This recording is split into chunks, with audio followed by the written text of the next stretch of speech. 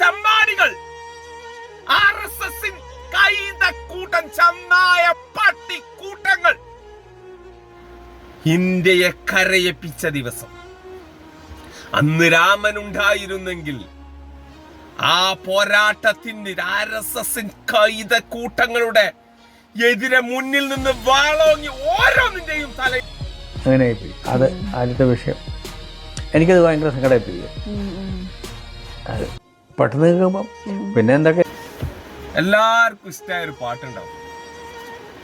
1993 വാത്സല്യം എന്ന സിനിമയിലെ മലയാളത്തിന്റെ അഹങ്കാരമായ നടൻ മമ്മൂക്ക നായകനായി കൊച്ചിൻ ഹനീഫ സംവിധാനം ചെയ്ത ഒരു സിനിമയാണ് വാത്സല്യം. ഈ വാത്സല്യം എന്ന സിനിമയിൽ ഒരു പാട്ടുണ്ട്. എന്താണ് ആ പാട്ട്?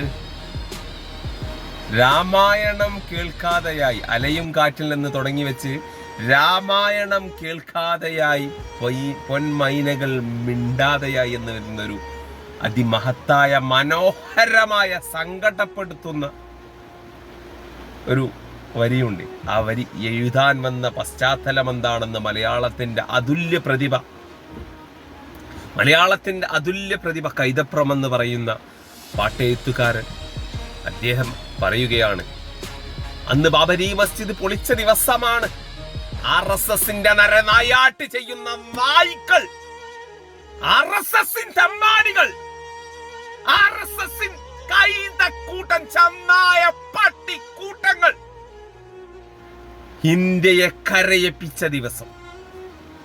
അന്ന് രാമൻ ഉണ്ടായിരുന്നെങ്കിൽ ആ പോരാട്ടത്തിന് RSS കൈതക്കൂട്ടങ്ങളുടെ എതിരെ മുന്നിൽ നിന്ന് വാളോങ്ങി ഓരോന്നിന്റെയും തലയെടുക്കാൻ രാമൻ മുൻപിലുണ്ടായിരുന്നു. രാമൻ പോലും കരഞ്ഞ ദിവസം.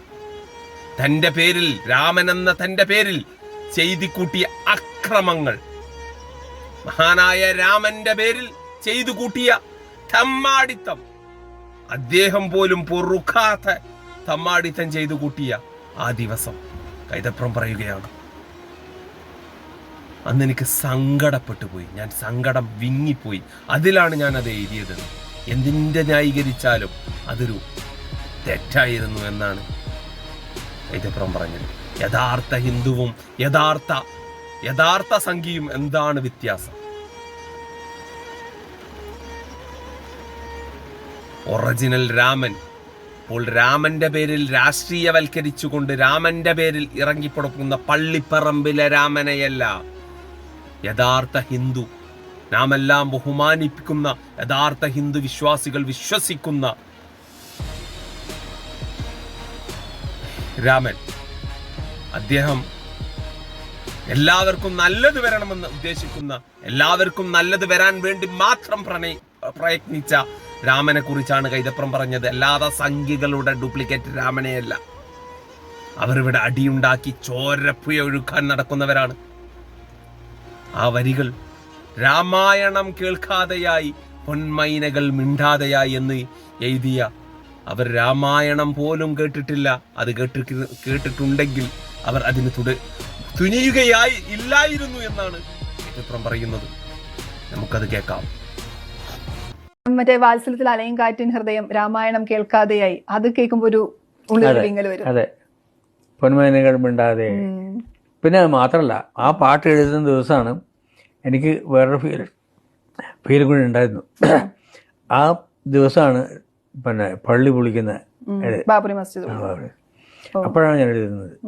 അപ്പം അതിൽ ഈ ഇത് വന്നു അറിയാതെ, രാമായണം കേൾക്കാതെയായി, പൊന്മൈനകൾ മിണ്ടാതെയായി എന്ന് പറഞ്ഞ് അങ്ങനെ ആയിപ്പോയി. അത് ആദ്യത്തെ വിഷയം. എനിക്കത് ഭയങ്കര സങ്കടമായിപ്പോയി. അത് പെട്ടെന്ന് കേൾക്കുമ്പം പിന്നെ എന്തൊക്കെ ന്യായം പറഞ്ഞാലും അത് ഒരു രാമന് പോലും സഹിക്കാൻ പറ്റാത്തതാണെന്നൊരു തോന്നലാണ് എനിക്കുണ്ടായ. അപ്പോൾ ഞാൻ അതിന് രാഷ്ട്രീയം എന്നൊന്നും പറയുന്നില്ല, പക്ഷേ അതിൻ്റെ പേഴ്സണലായിട്ടൊരു സംഭവം മാത്രമേ. ഈ പാട്ടിക്കുമ്പോൾ അങ്ങനെ ഒരു ഓർമ്മ കൂടിയുണ്ട് അല്ലേ? ഉണ്ട്, തീർച്ചയായിട്ടും. അന്ന് രാത്രി എഴുതുന്നു.